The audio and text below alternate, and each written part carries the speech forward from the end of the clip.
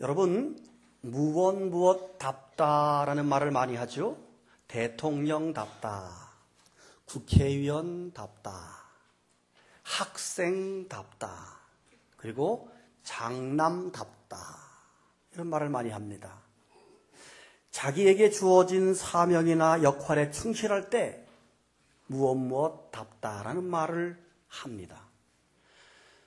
신앙생활도 마찬가지입니다. 목사는 목사다워야 합니다. 죄송하지만 저는 늘 하나님 앞에 죄송합니다. 그 교우들 앞에 미안합니다. 목사가 목사다워야 되는데 그렇지 못한 많은 부분들이 내게 있어서 솔직하게 늘 죄송합니다. 우리 교회 장로님들을 보게 되면 저보다 훨씬 인품과 신앙이 좋습니다. 저런 분들을 우리 교회 장로로 보내주셔서 참 감사하다, 이런 생각을 합니다. 인정하시면 아멘. 우리 교회 권사님들 참 좋습니다. 또 집사님들 가운데서도 제가 부러울 만큼 혹은 정말 대단하다, 저보다 낫구나 하는 분들 참 많이 계십니다. 전체적으로 우리 교회는 참 좋은 분들이 많이 계시고 신앙인다운 분들이 참 많이 계십니다. 오늘 성경 본문에는 교회다운 교회가 소개되고 있습니다. 바로 안디옥 교회입니다. 먼저 화면의 지도를 보시길 바랍니다. 오른쪽 맨 아랫부분에 예루살렘을 찾아보시기를 바랍니다.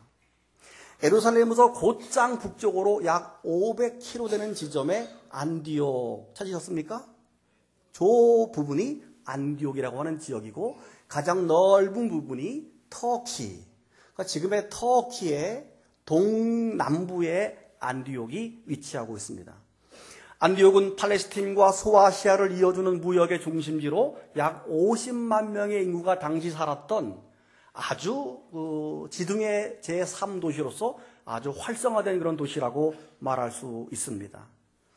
예루살렘을 출발했던 복음이 안디옥을 통과해서 소아시아 7개를 지나고 유럽으로 높이 뻗어가는 모습을 여러분 지도 바울의 2차 전도여행 사진을 통해서 볼 수가 있을 것입니다. 그러므로 안디옥 교회는 당시 사도 바울의 선교의 중심지였고 사도 바울의 1차, 2차, 3차 전도여행의 출발지면서 도착지가 바로 안디옥입니다. 그렇다면 안디옥이 얼마나 중요한 역할을 했는지 우리가 상상해 볼 수 있습니다. 여러분, 안디옥 교회가 어떤 교회이기 때문에 그렇게 중요하게 하나님 앞에 쓰임받을 수 있었을까요? 안디옥 교회의 특징이 어떤 특징이 있을까요? 그 중에 하나, 안디옥 교회는 일꾼이 많은 교회입니다. 따라합시다. 일꾼이 많은 교회. 성경 1절을 보세요. 안디옥 교회에 선지자들과 교사들이 있으니 곧 바나바와 시몬과 그리고 루기오와 헤로드 왕의 젖동생 마나임과 및 사울이라. 기타 등등 더 많은 일꾼들이 있지만 여기까지 생략을 해 놓았습니다. 한마디로 안디옥 교회는 다양한 일꾼들이 많은 그런 교회였다 하는 겁니다. 사랑하는 여러분, 교회는 일꾼이 많아야 합니다. 근데 어떤 교회는 일꾼은 별로 없고 말꾼만 많은 교회가 있어요. 말만 많이 하는 교회. 결코 교회다운 교회가 아닙니다. 항상 사공이 많으면 배가 어디로 가죠? 산으로 가요. 잘못된 방향으로 말 때문에 자꾸 교회가 본질에서 벗어납니다. 그런가 하면 어떤 교회는 구경꾼이 많습니다. 교회의 일을 내 일로 생각하지 않습니다. 뭐 하는구나. 가는구나. 왔구나. 이 일이 주님의 일이요 내 일이라고 생각하지 않아 그냥 구경만 하는 사람이 많다는 겁니다. 결코 교회다운 교회라고 할 수 없습니다.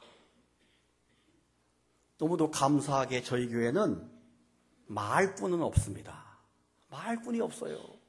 얼마나 감사한지 몰라요. 그런데 구경꾼은 조금 계셔요. 조금. 여러분, 우리가 하나님 앞에 갔을 때 하나님께서 우리에게 한 질문이 있을 겁니다. 사랑하는 아들아, 너 세상에서 뭐 하다 왔니? 내가 너에게 허락한 시간 동안 너 뭐 했니? 라고 물을 겁니다. 아니, 하나님 앞에 가는 순간 우리 인생이 하나님 앞에서 파노라마처럼 쫙 지나간다고 죽음을 경험했던 임사체험자들이 공동적으로 고백합니다. 말할 것도 없이 딱 서는 순간 내 인생이 순식간에 막 지나가면서 하나님 앞에 평가가 되어지게 되는 거죠. 그러면서 하나님이 충성된 종아 너 참 수고했다. 이 하늘잔치에 참여해라. 일 열심히 했다는 일꾼에 대한 얘기죠. 반대로 이 악하고 게으른 종아 바깥 어두운 데 가서 슬피 울며 이를 갈미 있으리라. 악하고 게으르다. 일 안 했다는 얘기지. 말꾼과 구경꾼들은 이 악하고 게으른 종아 여기에 속할 것입니다. 사랑하는 여러분, 말꾼이 돼서는 안 됩니다. 구경꾼도 안 됩니다. 하나님 앞에 일꾼 되시기를 바랍니다. 내가 하나님의 교회에 한 가지 이상 어떤 일을 꼭 해야지. 여러분 결단하시기 바랍니다. 뭐 할지 모르면 저한테 말씀해 보세요. 그럼 제가 하나씩 드릴게요. 왜냐하면 우리는 일꾼이 되어야 하기 때문에 그렇습니다. 안디옥 교회의 두 번째 특징은 성령이 역사하는 교회입니다. 따라합시다. 성령이 역사하는 교회. 2절을 보십시오. 주를 섬겨라는 표현 나오죠? 성경에. 금식할 때라는 표현이 나옵니다. 성령이 이르시되라는 표현이 나옵니다. 3절을 보세요. 금식하며 기도하고라는 표현이 나옵니다. 4절을 보세요. 두 사람이 성령의 보내심을 받아라는 표현이 나옵니다. 섬긴다는 표현, 금식한다는 표현, 기도한다는 표현, 성령께서 말씀하신다는 표현, 성령의 보내심 받아다는 표현 모두가 다 성령이 충만한 안디옥 교회를 우리가 느껴볼 수 있습니다. 그래서 오늘 본문 12장, 13장 앞장 앞에 11장을 보게 되면 11장 19절, 26절 사이에 안디옥 교회가 했던 사역들이 쭉 소개가 되면서 26절에서 제자들이 안디옥에서 비로소 그리스도인이라고 불림받게 되었다. 이렇게 기록하고 있어요. 얼마나 성령 충만한 교회였으면 우리 스스로가 그리스도인이라고 말하는 게 아니라 세상 사람들이 저들은 정말 그리스도를 따르는 사람이야 라고 그리스도인이라고 불러준 것입니다. 아멘. 사랑하는 여러분, 교회는 절대적으로 성령께서 역사하는 교회가 되어져야 합니다. 사람이 주인이 되고 세상의 사상이 교회의 주인이 되고 때로 세상의 문화가 교회의 주인이 되는 것이 아니라 성령님께서 이 교회의 주인이 되어져야 하는 것입니다. 그러기 위해서 안디옥 교인들이 뭐 했죠? 늘 금식했어요. 늘 기도했습니다. 그럴 때 성령께서 역사하는 교회가 될 수 있었던 것입니다. 사랑하는 여러분, 교회의 힘이 무엇이라고 생각하십니까? 교회당이 큰 교회가 힘이 있는 교회입니까? 아닙니다. 교회에 사람이 한 10,000명쯤 모이면 저 교회에 힘이 있다라고 말할까요? 아닙니다. 그 교회에 돈을 한 100억쯤 쌓아놓으면 부럽긴 부러워요. 저 교회에 힘이 있다 이럴까요? 아닙니다. 사탄은 전혀 두려워하지 않습니다. 그런 사람 10,000명 있어도 사탄은 고순칩니다. 그러나 기도하는 사람이 있을 때 사탄은 무서워합니다. 그러므로 교회의 힘은 교회당의 크기도 아니고 사람도 아니고 기도, 할렐루야, 기도에 있다는 것입니다. 가끔 보면 말이에요. 큰 교회 다니는 사람들이 나 어느 교회 다녀 하고 좀 뻐개는 것 같아. 그런 사람 봤어요, 못 봤어요? 근데 속으로 유치가 찬란해서 꽃을 폈다. 제가 유치하게.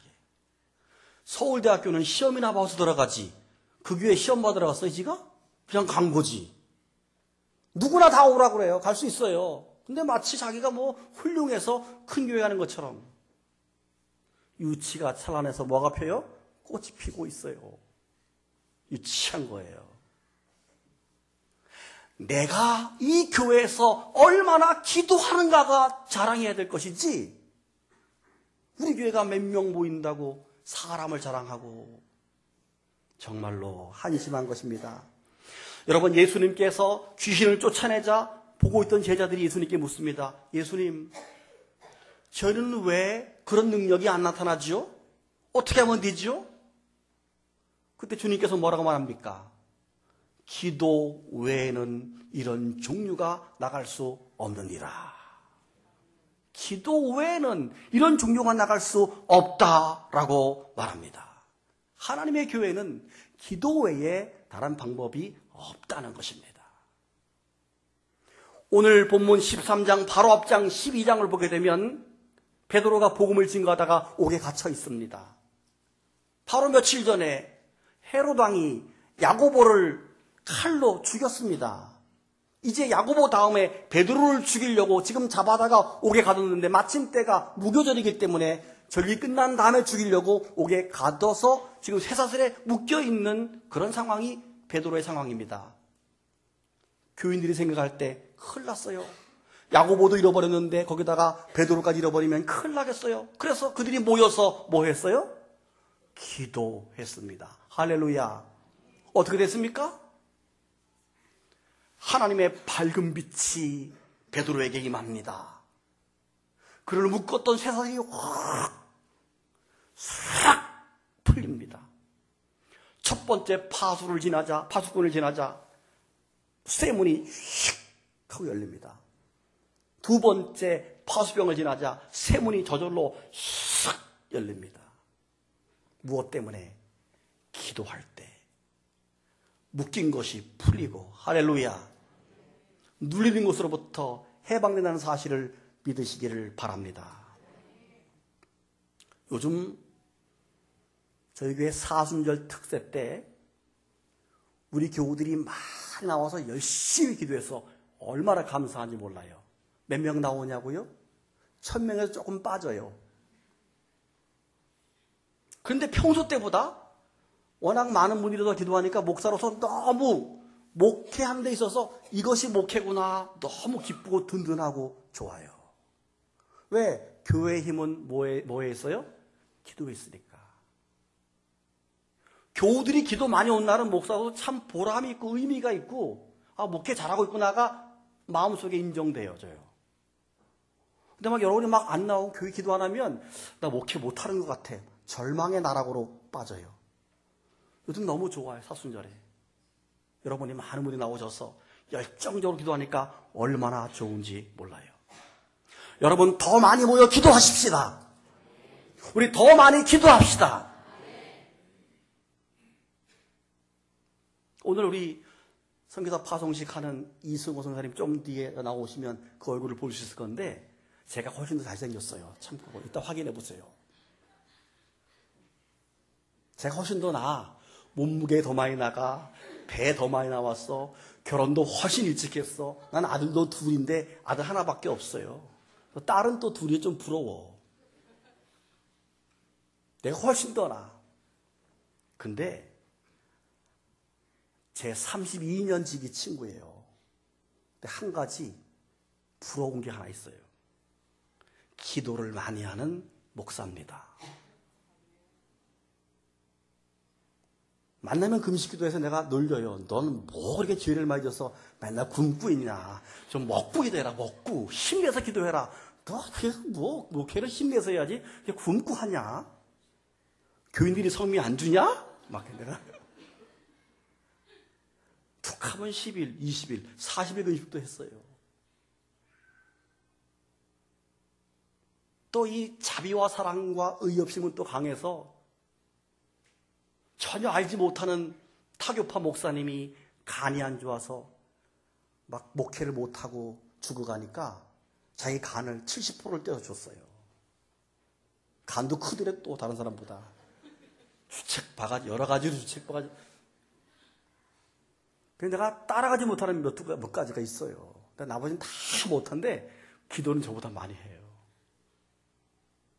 베트남 선교제에 가서 하루에 아침에 2시간을 기도하는데 앞으로 저녁도 2시간에서 4시간 할 계획이래요. 저는 고마운 게 뭐냐 하면 저런 사람과 우리 교회가 결연된 거에 대해서 그 2시간 동안 저희 교회를 위해서 얼마나 많이 기도하겠어요. 그렇죠? 아멘? 우리 교우들을 위해서 얼마나 많이 기도하겠어요. 아멘. 그래서 우리가 기뻐하는 거예요. 사실은 우리가 덕을 보고 있는 거예요. 믿으시면 아멘. 안디옥 교회 세 번째 특징, 복음을 전하는 교회였습니다. 2절을 보세요. 열심히 기도하는 안디옥 교회 위에 성령께서 지시합니다. 내가 불러시키는 일을 위해서 바나바와 사울을 따로 세우라. 따로 세워라. 중요합니다. 이에 금식하며 기도하고 또 금식하고 또 기도하는 거예요. 그리고 두 사람에게 안수하여 보내니라. 비로소 안디옥 교회가 두 사람 바나바와 사울을 따로 세워서 안수하고 보내는데 한마디로 말하면 이게 선교사 파송식입니다. 기독교 역사상 첫 번째 선교사 파송식이 지금 안디옥에서 벌어지고 있는 겁니다. 여기에서 파송받은 바울과 바나바가 그들의 복음이 소아시아 전역을 다 적시고 유럽으로 넘어가서 오늘 우리에게까지 오게 되는 첫 출발지가 바로 안디옥에서 출발되었다는 사실을 믿으시기를 바랍니다. 그런 의미에서 안디옥 교회가 얼마나 지대한 공헌했는지를 우리가 알아야 합니다. 여러분, 안디옥이라고 하는 뜻이 있는데 뜻이 뭐냐 하면 따라합시다. 전차, 병거, 탱크, 이게 안디옥이에요. 아마도 왜 도시 이름을 우리처럼 청주, 얼마나 아름다워? 안 아름다워요? 청주. 이렇게 아름답게 짓지. 탱크, 이게 뭐예요? 왜 이름을 그렇게 지었을까?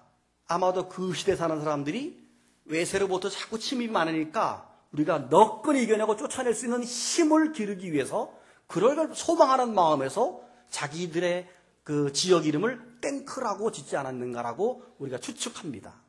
근데 여러분, 놀라운 사실은 하나님이 그 이름 그대로 영적인 복음을 탱크처럼 밀고 나가서 아까 사진 봤죠? 전 세계로 끝없이 밀어붙이는 탱크, 영적인 탱크 전차가 바로 안디옥입니다. 이름처럼 하나님 앞에 영적으로 귀하게 쓰임받게 된 것입니다. 사랑하는 여러분, 교회의 존재 이유는, 교회가 있어야 될 이유는 단 하나, 복음 전파입니다. 복음 전파를 하지 않는 교회는 교회로서의 본질과 목표로부터 벗어난 것입니다. 우리가 보통 교회를 뭐라고 그래요?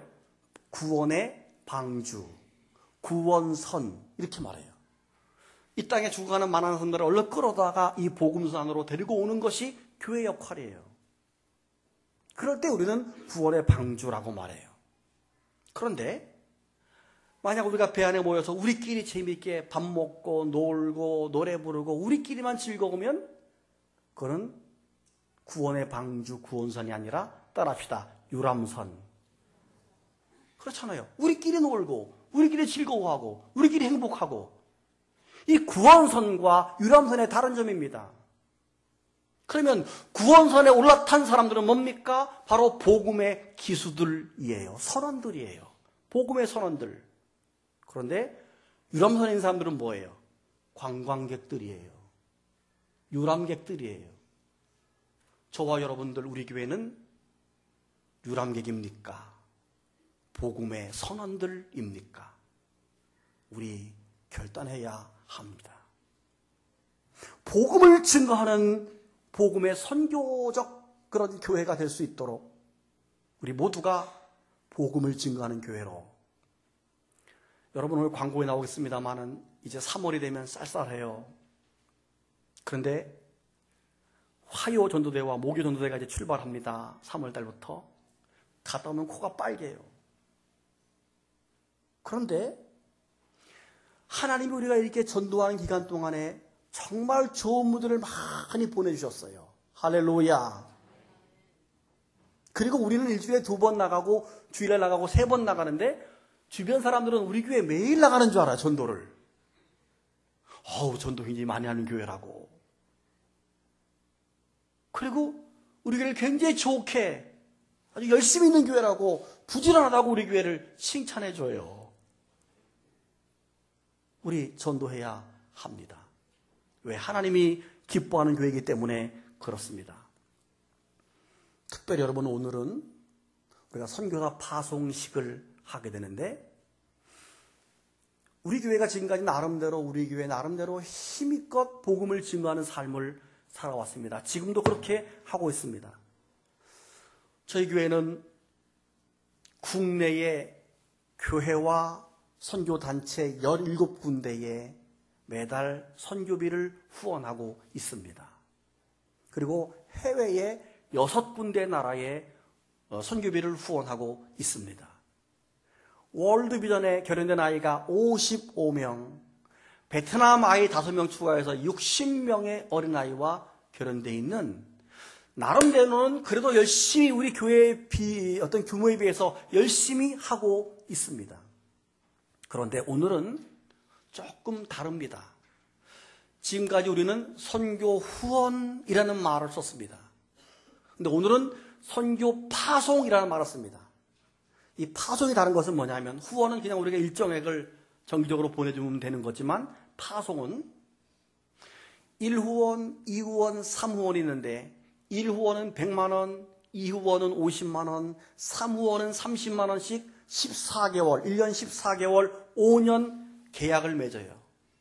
선교사님과 계약을 맺고 파송식을 하고 정식으로 안디옥에서 내보내는 것을 파송선교사, 파송식 이렇게 말합니다. 우리가 6명의 해외에 보내는 것은 후원 선교사들이에요. 정확히 말하면. 그런데 오늘은 우리가 파송 선교사 한 분을 내보내는 겁니다. 2분이죠. 사모님과 함께. 사모님도 선교사 교육을 똑같이 받고 선교사 신분으로 똑같이 가는 겁니다. 그래서 2분 다 선교사님이에요. 근데 이번에는 우리 함금대장로님의 대한출판, 대한인서에서 3후원으로 5년 계약을 하고 이분을 파송하게 돼서 저희 교회의 첫 번째 파송 선교사가 되기 때문에 굉장히 의미가 있다는 것입니다. 첫 열매가 열리면 그 다음에 2번째, 3번째, 4번째 계속 열린다는 의미입니다. 할렐루야.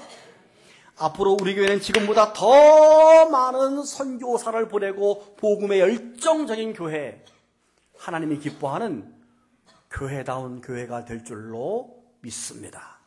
우리 모두가 오늘 결단하는 마음으로 이 파송 예식에 참여할 수 있기를 축복합니다. 눈 감고 묵상하십시오.